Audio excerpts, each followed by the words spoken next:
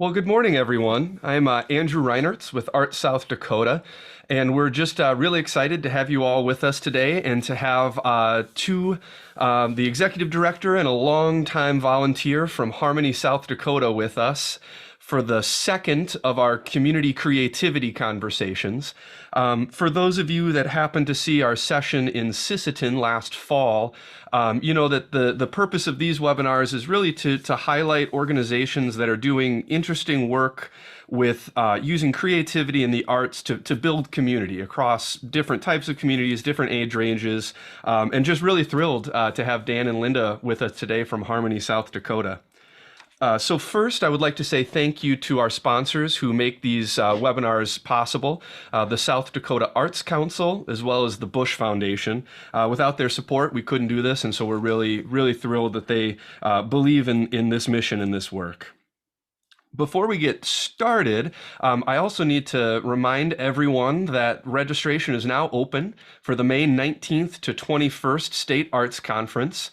We're just really excited. We're going to be back out in Rapid City. We tried to be in Rapid City 3 different times in 2020, and everyone kind of knows what 2020 was like. So we did have the virtual conference there in October, but we're just really excited to be back in person out in Rapid City for everyone to be able to get together and really network with your colleagues, go to some interesting sessions. There'll be great arts events as well, and just highlight the creative community all around Rapid City as well. Registration is open at artssouthdakota.org.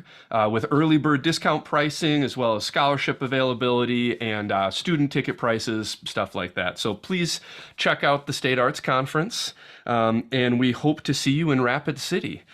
So I think first, to get queued up here, we're going to play a short video about Harmony, South Dakota to kind of start the conversation, and then I will turn things over to Dan.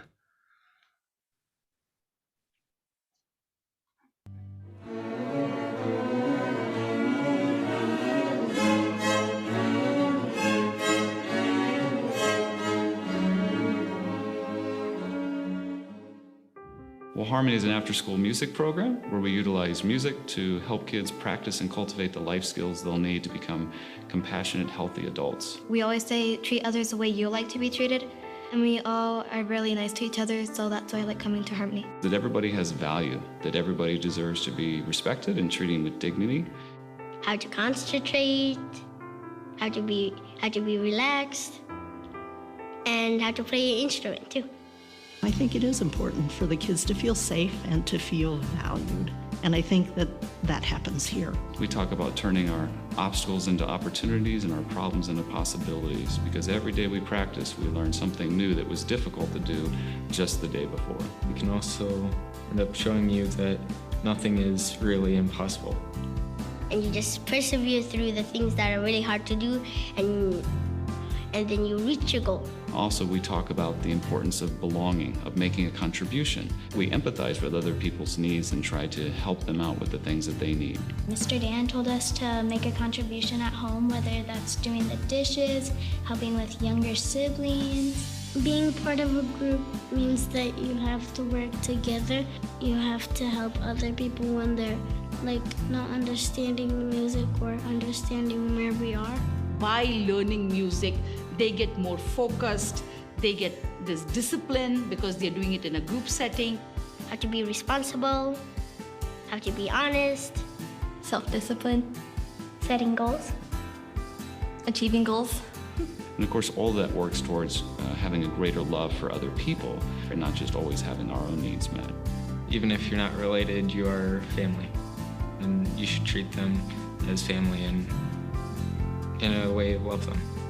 They're just normal, everyday kids who want to be loved and who will love you back. So it's important that no matter what our culture, our backgrounds are, music is a universal language. So when we come together to sing or to play our instruments, it gives us an opportunity to really see what a vital, healthy, loving community is really all about. because it makes me happy to make people happy. Yeah, I'm gonna call it right now. Definitely some cute kids involved in the program, that's for sure. Really excited to see that quick overview. But Dan, maybe you could kind of help set the story for us a little bit, set the stage for us a little bit, just with some of the history of Harmony and kind of how you got started and sort of the why of why you do a little bit of what you do. Sure. So in 2013, I was invited to go conduct a few concerts in Chihuahua, Mexico. And so sort of I knew about this idea called the system, El Sistema, that started in Venezuela, but it migrated up through Latin America and even had some programs developed in other places here in the United States and around the world. But that was my first hands-on connection to the idea of integrating musicians as artists, teaching artists into a community of kids. And so I was completely blown away by this, came back here to Sioux Falls and told my wife Heidi about it. And so about 6 months later, we launched Harmony and opened the doors on January 2nd of 2014. And so the idea was to try to build community through musical ensembles. And we have a wide variety of musical ensembles. But the thing that really sold me on this was that I wasn't really interested in just creating another children's choir or a youth orchestra or anything like that. We have those ensembles, but the idea is that really we're spending the time learning together cooperatively. And that's something that particularly in our post-COVID era, but even before that, that particularly children and adolescents just don't have those opportunities to spend the time they need together, particularly around mentoring adults to really do difficult things and learn those kind of life skills and practice them cooperatively together, perseverance, and all the things they're going to need no matter where life takes them. And so that's really the goal. Every afternoon, we try to get the kids together and help them learn how to work together cooperatively to succeed in life. Well, how many ensembles do you have, and how many kids are currently involved in the program? At the moment, we have about 80 kids. So we started, when we launched Harmony, we had 22 kids. They were all from Hawthorne Elementary School because it sat across the street from the old St. Joseph School where we meet. And so they've been very generous to offer us an in-kind donation of that space. So that's kind of been our headquarters. So it's wonderful. We have the gym, which is really useful, particularly during the cold months. The kids love to hang out and play in the gym together. We have the stage at one side of that. And then several classrooms that we utilize for our rehearsals in our instructional classroom space as well. So that's been a great partnership. And then within that structure, we started with one orchestra. Now we have two orchestras. We have a Symphonia Orchestra, which is for the younger kids who are just starting out or only been playing for a couple of years. We have our Philharmonia Orchestra for kids who stay with us all the way up into high school now. And actually some of our kids, one of the kids that you saw, that young man Brody that was interviewed several times in that United Way piece, he's now a senior in high school and teaches private lessons on violin for us. So that's kind of the goal, is that within this, it's very different. There's really not a way to describe it that's comparable in a typical arts program, because the idea is you don't graduate out. We hope, and the intent is that you'll remain with us and grow as the kids grow. Their opportunities grow with them to participate, not just, in performing, but also in teaching and mentoring other kids as well. So we have those two orchestras. We have our chorus. We also have a small chamber orchestra. We used to have a chamber chorus that accommodated our older kids who were not there earlier in the afternoon, since middle school releases later than elementary and high schools. But we decided to offer the chamber orchestra instead. So we have about 10 kids that are participating in that group. So that gives them, the older kids have now new repertoire that will challenge them at a higher level than what they get in the other two orchestras. And then we also have all kinds of percussion groups. During COVID, we got really creative with creating, since we weren't singing, we didn't do choir for the first 3 concerts of the year. So we found, we did bucket bands and boom whacker ensembles and all kinds of Orff instrument ensembles, hand chimes, different kinds of instrument ensembles that we had pieces donated to us from a Lutheran church here in the area. So we kind of incorporated as many things as we could and got really creative about finding different things that we could do with the kids that would get them involved kinesthetically in learning music. Well, as you're speaking of all these ensembles, before we continue on, this might be a good opportunity to just play a couple of clips from some of these groups. Since you were just mentioning some of these unique responses to COVID, I thought I might start with a couple of those. So first, here is one of the boom whacker groups, and then one of the bucket bands. And I'm just going to quick share this video again.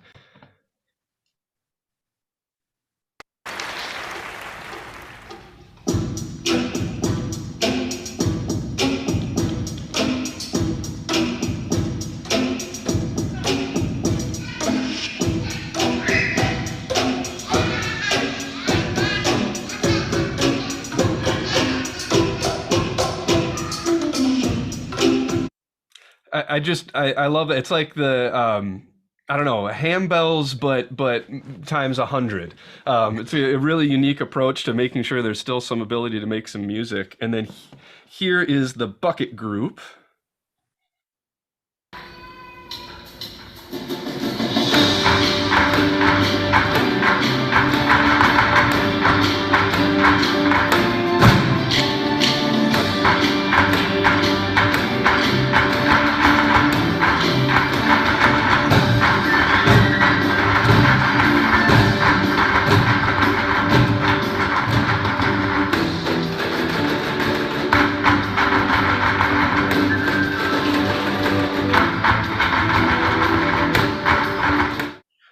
And now Just getting back into up for just a second, Andrew, if I could, can I just say something really quickly? So what's interesting is that I should also note that although we're just kind of watching clips of one group here and there, we have kids that age and range from 7 all the way up to 17. So within these ensembles, we have 3 or 4 of those. So there'll be 3 different bucket groups and a couple of different boomwhackers or percussion ensembles that are all varied based on the ability level of the kid. So I just kind of pulled a couple of quick things I could find that were more recent of, and some of these are the older kids, but we've got, very young kids all the way up through graduating in age and ability level, playing different kinds of arrangements that are all tailored to their ability levels and developmental levels as well. So.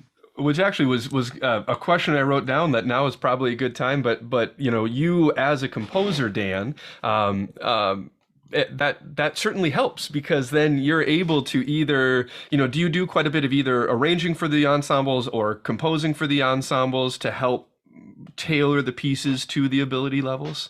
Yeah, my wife Heidi and I, who's the co-founder of Harmony, we both work together. So we have 4 concerts a year. So we sort of think of the year as divided up into 4 quarters with those 4 programs that we create and think about programming repertoire for all these various ensembles that is best going to, like I say, be really tailored to the needs and the ability levels of each kid and each group. And within each of those groups, you even have kids along a continuum of ability levels and interests and challenges and whatever. So we really look at making sure that we sculpt each piece that we do and program it specifically for the kids that are going to be playing the pieces, which we think is really what helps them achieve and do well on an individual level as well as corporately in an ensemble. I was just going to mention, you're about to play the piano piece. That's our newest ensemble. During COVID, we got a grant to set up basically a keyboard ensemble. So what we did was we purchased 12 keyboards and stands and set up our stage in a configuration. So now 3 days a week, as part of our musicianship class time at the first part of the day, we have 2 different groups of kids, our older kids and our younger kids, that are working on these piano ensemble, just learning the basics of piano. But then within that group, again, you have kids, some of them have had piano lessons and some of them have never touched the piano before. So again, designing arrangements, sometimes even from existing things that can be tailored to each kid's ability level. So everybody can equally participate regardless of how experienced or inexperienced they are. Great. Well, I will cue up the piano ensemble.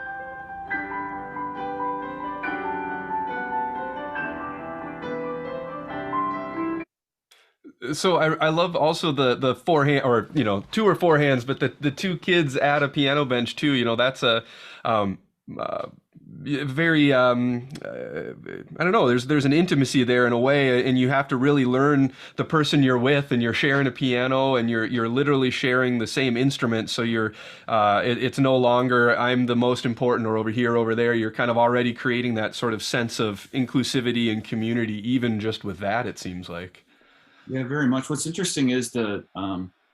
Abreu, the founder of the Sistema Idea and Methodology in Venezuela, his background was he was he grew up in a village where there was a woman who was a sister, a nun, but she had been a concert pianist, a well-known concert pianist in Venezuela. And so she was trying to sort of reconcile, how can I take this talent and this gifting I have in music, but also kind of do a ministry to the children and, you know, the people there in my community. And so she would find these old dilapidated pianos and she would get them fixed up and donated. And so she had her entire apartment filled with like 10 pianos, and she would invite the kids from the barrios into her apartment and teach them piano. And she would, again, do this idea of, I'm going to create, like, you know, arrangements of Beethoven's, you know, symphonies and things with very simple parts that one kid can play with, you know, one finger or two fingers, and other kids can play really expansive, you know, complex parts. And so that was where the idea of this methodology was born, by using what you have and the skills you have to bring people together to make music, regardless of maybe what the circumstances or the situation look like. That music is a universal language that can bring people together. And even if you have 2 or 3 people cram together a piano, they can all contribute something to that ensemble. Yeah, and that's really wonderful too, because it's such a unique way to build community, because it's a very active participation, but you're also meeting people where they are. And it seems like oftentimes those don't always go hand in hand, you know, of trying to make sure that you're getting everyone involved at their level while exposing them to people of higher level, teaching artists, the older students. And there's kind of a mentorship built into the whole system, right? I mean, you're kind of already supporting the younger students from the get-go. Yeah, I mean, very much from the beginning, you know, the Sistema methodology is, you know, if you know 3 more notes than the person next to you, then you're going to help them figure out those 3 notes. Or, you know, you see kids picking up some ideas about how to play things by listening and observing other kids playing, and certainly the older kids, not just the older kids, but the younger kids within the ensemble. And 2 things I would say is that what's unique about music, I think, and the arts as an opportunity for this, is that unfortunately so much of a conservatory system is based and rooted in competition. And I always like to say that we try to create or cultivate a community of cooperation rather than competition. There's no auditions. None of the kids that participate in Harmony ever undergo an audition. They're all accepted if they're willing to be respectful and do their best. So we say respectful and excellence are the 2 rules we have. And then if you commit to that and being there, then you're welcome. And so that's very different in our, you know, kind of our competitive culture. Everybody thinks that, you know, I'm going to be validated or loved or appreciated based on my, you know, how I perform to meet other people's expectations. And we say, no, I mean, your value here is the contribution you're going to make to the other people's lives around you. And so we're trying to create that community of cooperation, and music does that so well, because we have to listen to each other, and I have to figure out how the sound I'm making with my voice or my instrument, whatever that may be, is going to mix and blend and harmonize and work cohesively with the other sounds and the other people's contributions that they're making around me. And that's very different. The other thing is, you know, I also explain it when I go and I give a lecture to someone, say at a corporation, that, you know, they all know sports, but they don't know music so much. They think music is just the thing you pay for, you know, piano lessons for your kids or something. But I say, look, you know, imagine like this: the best baseball players in the Hall of Fame, you know, only hit 1 out of 3 times. They have these 300 averages. Well, that means they only hit 1 out of 3 times at bat. If we only hit 1 out of 3 notes when we're performing, that would be awful. Nobody would listen to that, you know. And then you exponentially, you know, multiply that out towards the number of kids playing at one time or singing, and it's like, you wouldn't, you know, listen to that. So the sort of level of discipline required to make meaningful music at a level of excellence that really is fulfilling for the kids, and requires a perseverance and a discipline to commit to trying something that's difficult and overcoming that over and over again every day, is something unique, I think, that music and these ensemble experiences offers them, that we don't see either in our sort of conservatory models or in our athletic models. There's no warming the bench in music. You're always trying to, even if you're not playing, you're listening, so that when you react and make an entrance, you know what I'm doing makes sense with what just came before it or after it too. Yeah, that's a really good point. There's no bench warmers in these ensembles, you know, and you're not just kind of, you know, or you're not on the special teams just waiting to go in. You're an active participant, even if you're a brass player in a piece, and, you know, you know, and you're sitting for 80 measures and you're coming in, boy, you're actively engaged that entire time. So Linda, I might throw a couple of questions towards you. So Linda Beck, you're a longtime volunteer and supporter of I don't know, at this point, dozens and dozens and dozens of organizations. I got the lucky opportunity to spend a lot of time with you on the South Dakota Symphony Board years ago, and really good to see you again. But you've been a longtime volunteer with Harmony South Dakota. As we're kind of talking about some of these impacts and some of these life skills, from your perspective as a volunteer, how have you seen these kids grow and develop, and kind of what do you see as some of those large impacts that this creative work has had on them? So it's been interesting to see these videos because many of them, the kids were much younger. Like Chichis is an example of one of them. He's a little kid in this video, but he's now much older and he is a leader. He plays very well, and so getting to watch the kids over a long period of time improving in their skills, and some of them you can remember when they were just starting out and how little they knew at the time, and now they're playing amazing music, and it's not only the music, but it's very rewarding to watch them grow and mature. And Dan's daughter, for example, she's going off to college next year, and she is such a sophisticated young lady, and it is just rewarding to watch these kids grow and mature. And I think the music is a part of what makes them responsible citizens. Just the discipline and the things that they've learned. We've always said that the music is sort of a byproduct, that it's the other things they're learning, disciplines, that really make them valuable citizens. Well, speaking of that, this is perfect. It's like you guys are reading my next questions I was going to ask. This is amazing. But for either or both of you, what are some of the communities within our community that you really try to serve? I know that there's a little bit of a special focus on new Americans or on some of the other underserved communities. Dr. D'Souza, who couldn't be with us here today, who works with a lot of the new Americans in the school system. I know that there's some focus on that. So what are those communities you serve? And then how do you think the arts are uniquely, we've touched on this a little bit, but how is this arts work uniquely positioned to bridge cultural and sort of historical divides? I'll say, Linda, do you want to take this? I know that Linda, with some of your work that you're doing on something, you want to talk about the second part first about? Well, one of the things that I think about immediately is that music has no language unless it has words attached to it. So somebody comes in, if they don't have much English skills, it doesn't matter because they can learn the music without the language skills. So I think that's an important component. I don't know what else I was going to say on that. I do get to work with new immigrants a lot in some of the other ministries that I work with. And it's amazing how much crossover there is, because I'll see people at one ministry that I've seen at another. And so there is crossover. You come across the same people again and again. And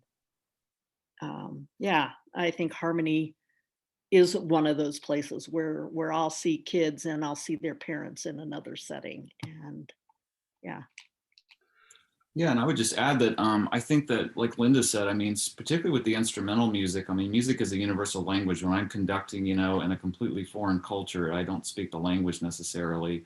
I don't have to, because all I have to say, put my hands up and do this, and everybody knows, as long as I can, somebody can translate the measure numbers or whatever, or I can do that part, then everybody knows exactly where we're at and what we're doing together and can make sense of it.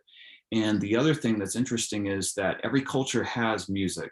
So we sort of immediately find a connection through something that's sort of transcendent, because we all relate to this idea of music being sort of the soundtrack of our lives, and being an inclusive discipline where we're working together. It's not a solitary thing where we're just practicing or working on our own skills. We're trying to bring our individual voice or instruments into an ensemble where we each get to participate equally. And the kids find that very quickly. The other thing I would say in terms of even language is that we've sung in so many different languages. So it really doesn't matter, whether English is your first or second or third language, because, the kids have sung in Spanish and Gaelic and Hebrew and French and Portuguese and, you name it. We've thrown just a little bit of everything at them. And so that's been a good opportunity to celebrate how music is such a rich part of so many different cultures, and that everybody feels like their individual experience is valued as well. Yeah. Another thing that I thought about was the community that is built. That happens daily with the kids, but it also happens with their parents as well. So they gather quarterly to hear their kids. And so there's parents, some coming from many, many different countries, and they're all there to hear their kids, and they're talking with each other. We had one speaking Russian, one speaking, they speak all these different language, but what they all have in common is their kids being involved in this program. And so they talk to each other, and it's community building. Yeah, definitely. That sense of while a shared experience is no guarantee of seeing eye to eye, but now that you've had this shared experience, you can see the humanity of each other, because at the very least, we've been in this room, we've done this thing, our children have been impacted together. And so that has to at least open the door to conversation and dialogue and development. And the other thing that really strikes me that I like about what you were saying, Dan, is just if you want to join, you can. I mean, you obviously do a certain amount of outreach to certain subsets of our community, but it's not a separate thing. It's not, oh, these people are over here, these people are over here. We're all, it's trying to get a representation of our entire community together so that you have this cross-pollination, it seems like. Absolutely. One of the things that El Sistema is founded upon the idea of, like, it's very easy to look at people's immutable characteristics. What do I look like on the outside? The problem is that we as human beings are so much more complex than that. And one of the things that we often don't talk about is the separation of class distinctions, for example. I mean, how many people would we typically interact with that don't have the same level of education or, the same level of income as we do? There are so many things that divide us as a society and a culture, particularly in a community like Sioux Falls, not just, where were we born or what country we come from or, our ethnicity. And so El Sistema has always been about, in a country that's a little bit less diverse like Venezuela or Mexico, for example, the people are more perhaps indigenously similar, but there are so many divides regarding culture and class and other things. And so that is also true in the United States. And so we have kids that from all along the, financial spectrum and all kinds of life experience, blended families, single parents, all different kinds of things that would typically politically and ideologically very different. They're all the things that typically divide us within a society are things that we see become somewhat irrelevant, not just with the kids participating together, but also like, Linda talked about, I mean, seeing these very diverse parents, often probably who would have no interaction with one another, or children who would not have normally an interaction with each other, is really important for them so that they grow up in the sense of not seeing people with those sort of distinctive differences, but understanding that they're all, part of this sort of big family and community together. Part of that, one of the attendees sent a note that she really liked the inclusiveness of having them all wear the t-shirts for the performances, and how even that can be a way to make sure that the kids don't feel like they don't have the proper concert attire, or they don't have the nice clothes, or whatever that is, but everyone is kind of wearing the same thing together, making a whole out of a number of individuals. Even with that, I mean, was that a conscious decision at some point to do things like that? Yeah, absolutely. I mean, it's just, I don't know. I guess accessibility is a big part. It's a big thing for us. We want to make sure that as many kids as who can make the commitment with their parents and their families to be involved will be involved. And that there's nothing that's going to prohibit them from being a part of that. And we're really big about, I remember that, early on, one of my board members, talked about coming and visiting, and he was doing a little bit of tutoring in the early days, with some kids, helping them some of these kids that are now in high school, helping them when they needed a little extra help with reading or that sort of thing. We used to do more of that in the early days. What was interesting was that he said, well, it's just shocking to me to see so many different looking kids all just running, holding hands and running up and down the halls and through the gym and playing together. And they're just like best friends. And I said, I never even stopped to think about it because it's just the way it is, So I guess that's the whole point, is to not, we're just sort of reducing this consciousness of, those kind of things. They're just kids, and kids learn how to get along with each other or they don't. And so we're trying to figure out ways that they not only learn cooperatively, but also just learn the value of each person. And, some kids have some real challenges, and some kids are naturally more attuned to certain things or not, but every kid is challenged when they come to harmony. And like we said with the older kids, like my daughter Grace, who's going to be at USD next year, I mean, she's already teaching, classes and leading cello rehearsals and teaching lessons and all that. And some of our other kids are doing some similar things. And that's just one of the things they just learn from being a part of it. You just learn that you roll up your sleeves and get involved and figure out what you can do to help out. And to embrace, every other kid as much as possible. I'll tell one quick little anecdote because I get carried away with those, but it's interesting, during the election season, or one of those big things where people were arguing about stuff, I had a parent who emailed me complaining about something another parent had posted on social media and how they were upset. And I thought that harmony was all about people getting along. And I said, well, and it's sort of like, it was obvious that I was supposed to be the arbiter between this dispute. And my response was simply this: it was that, well, you know what, your kid and this person's kids are best friends. So as far as I'm concerned, it seems like it's working. It actually is working, that they don't see those kind of, I don't see you as that person or this person. There's no sort of tribalism going on where, you're part of that group and I'm not. They see it as like, we're harmony kids and we're, having fun. These are my friends and this is sort of my extended family. And, I hope that we can just do what we can to contribute more of that mentality into our culture and society. Yeah, definitely. That's a really great topic. It's a way of just even the name of harmony. It's not monophonic. It's a harmony. It's a number of voices that are singing together, but still have their own identity. It's not They're complementary. Yeah. Yep. And so the kids are oftentimes more able to do that than some of the parents are. But that's really wonderful to hear that those kinds of interactions are happening with the kids.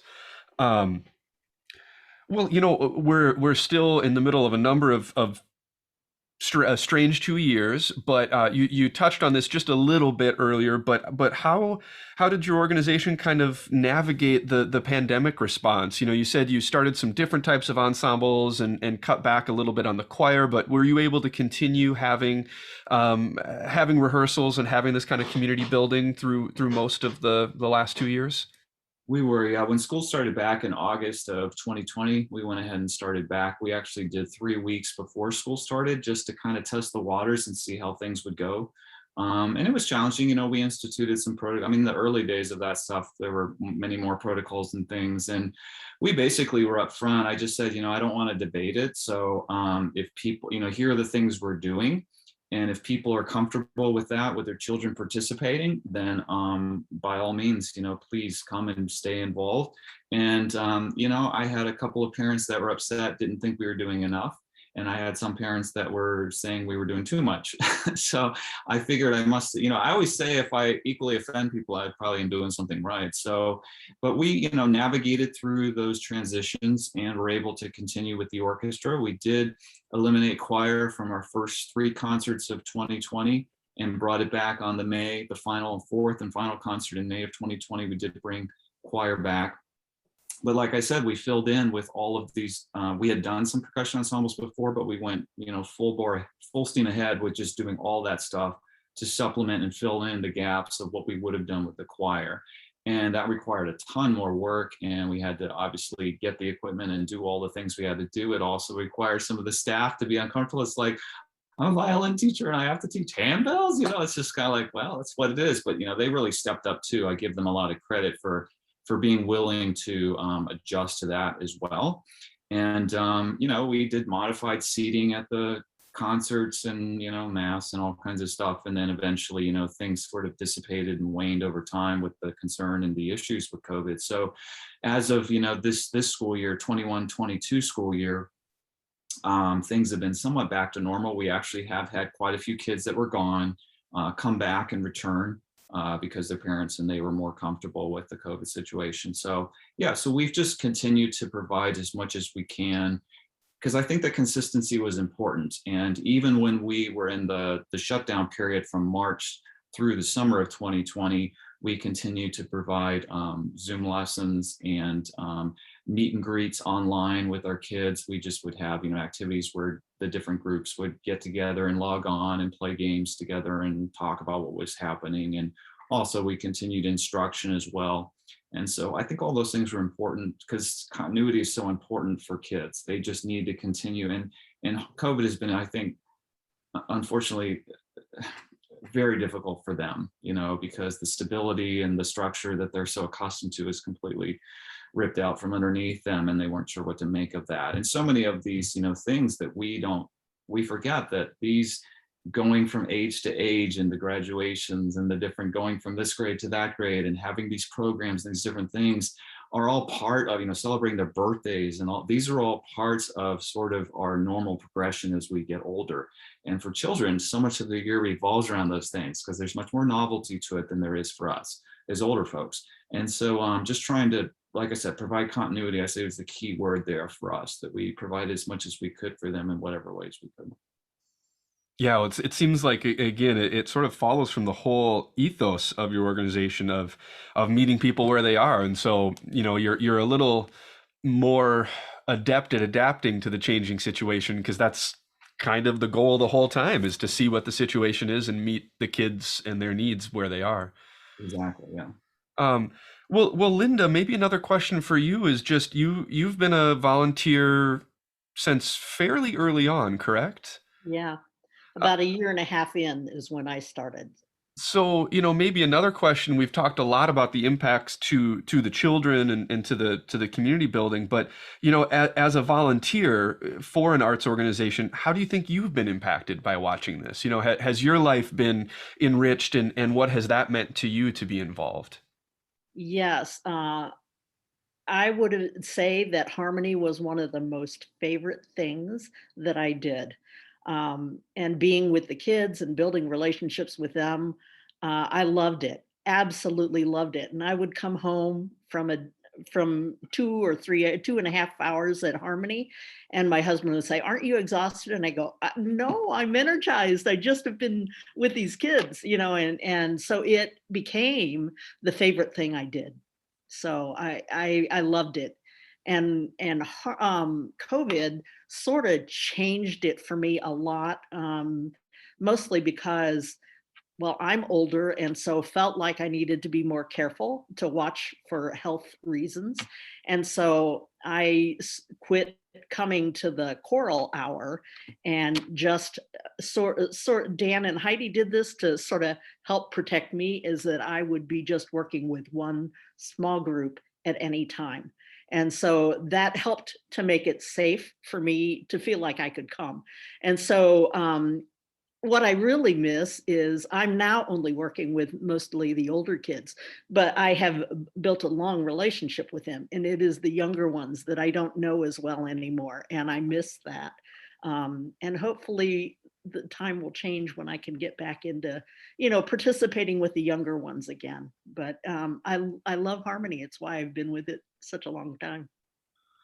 Yeah, that's really great, and it's something that I hope so many people that aren't involved in arts organizations remember, is that as a volunteer or a board member, you can make such a huge impact on so many people, and really the whole nonprofit model is such that we rely on a huge number of volunteers. Ideally it's not. You know, I've changed my tune. In some arts organizations that are run by volunteers, I like to say they're actually unpaid staff, because, you know, if you're Jane Rasmussen up in Sisseton, you're not really a volunteer. You're much more than that. You just happen to be unpaid. But really, this is about building that community, not just inside of the work that you do, but in the people you pull in to help do that work, with the board, with the volunteer network, with all of that. And I just hope that all of us remember in our busy lives to consider doing some of that volunteering and getting involved in organizations that you believe in and that you see the value. Because as you were saying, Linda, I mean, it's had a pretty immensely positive impact on you as well. Absolutely. Yeah. Great. Well, if there are any additional questions from the audience, please feel free to chat them or send them in the Q&A. But thought we might play just a couple more clips of the ensembles to kind of close out the session, just to leave it on a high note with the music. But Dan or Linda, anything else you would like to add to what we've discussed so far? I just like to encourage people. Our concert, we have every couple of years or every other year on the March concert, we do either our international concert or we do a movie music concert. So we've been doing that the last few years. And so this March concert coming up Saturday, March 26th at 10:30 a.m. at 601 West 4th Street is the old St. Joseph School, pretty much right there at the corner of Duluth and 4th Street. You just think on the north side, that white brick building on the north side of the cathedral. Most people know where that is. If you want to join us, we welcome anyone to come and participate. It's free, and just get there a little bit early so you can find a place to sit, because it does get crowded. But yeah, it's an exciting concert. The kids are super stoked because they love doing the movie concert. And you know, some people think, oh, it's movie music, but it's probably one of the more, I mean, playing pieces by John Williams is definitely as significantly challenging as playing Bach and Beethoven.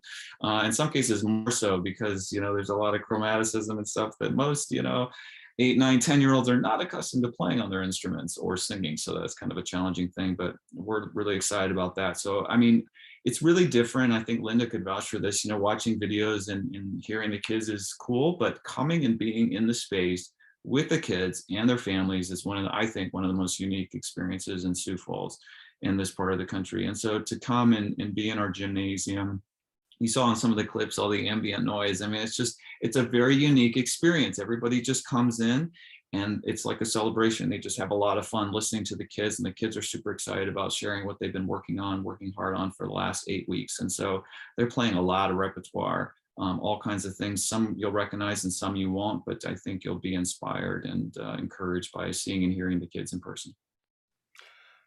Great. I dropped a link to the Harmony website in the chat, as well as the information about the concert coming up this Saturday. We did have another good question just pop in, asking, do you do any partnerships with other after-school programs, or are there any collaborations there? We have not at the moment, no. I mean, we haven't really heard from any of them in particular or figured out a way to sort of connect or do that. I would say part of the reason for that is one of the things that's unique about the benefit and the challenge of Harmony is it's every day after school, and it's also somewhat throughout the summer as well, because you can't really build community if you don't spend time investing in relationships with one another. And the other thing is you don't graduate out. So like Linda said, I mean, one of the really cool things is that watching that video by the United Way, and that was like 4 years ago maybe now, and many of those kids that are so small are now in middle school and high school. And you know, there aren't many things that we do in our culture. I mean, if you're a teacher, you probably have a kid for a year. If you're a music teacher, maybe you see them while they're at your school. This transcends all of those boundaries, social boundaries that we normally have with kids. And so to make a commitment to be in a program like this every day after school sometimes, you know, limits the number of kids or the availability or opportunity that they would otherwise have. Because we understand it's a big commitment, but that's the thing, is they're learning about the value of making that commitment by being there and showing up for their friends and being a part of these ensembles. Great. Well, thank you both so much again, Dan and Linda. Just really appreciate your time today, sharing the great work of Harmony South Dakota and the mission behind it. I definitely encourage everyone to learn more about harmony in particular, about the LC STEMA program. And if you ever want to see some really dynamic performances, watch Dudamel conducting some of the Venezuelan student groups, and it looks like a sea kind of moving with the music. And then to kind of close out the day here for the last couple minutes, I'll just play a couple of additional clips from the choir and the 2 levels of the orchestra, once I can get the video back up here. And just want to say thank you again. Please reach out to any of us at Art South Dakota. We hope you'll consider attending the State Arts Conference. And to close out, here's some additional music.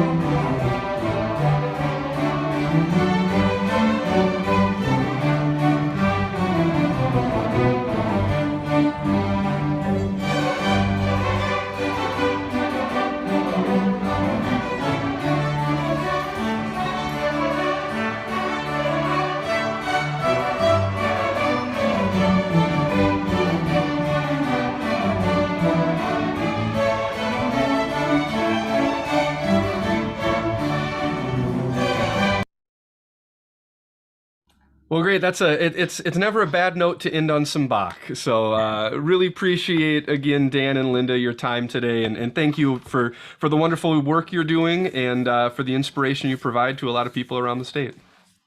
Thank you for the opportunity. We appreciate it. Also, just say 2 more things. If you'd like to connect with us, we have our YouTube channel where the clips that you've been showing are all available, going all the way back 8 years now.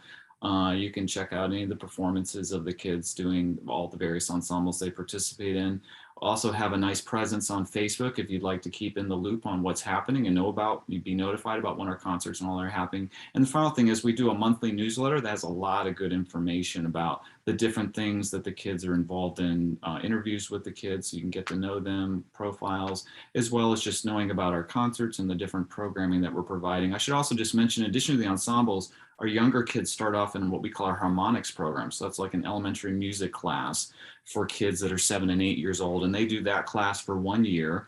And then they go into the full choir and orchestra program after they've kind of graduated from that program for a year. So that provides younger siblings of our older kids with an opportunity to participate so the whole family can kind of come to harmony. And also gives them a strong foundation. Like, for example, right now they're going to be working on their cardboard violins. So when they get the real things over the summer, they'll be, it's a lot easier to teach a kid how to hold a violin and properly bow and do all those things with a cardboard violin that doesn't make sound. And then they get excited because they get to decorate it and then graduate into their actual violin when they start over the summer. So we've had a lot of creative opportunities to provide other things for kids of all different ages and ability levels, like I mentioned, and the harmonics is another opportunity for that. So you can learn about all of those things and more by following us on Facebook or getting our monthly email newsletter as well. Great. Well, thank you both again so much, and we will. I'm sure we will talk again soon. Thank you. Thank you.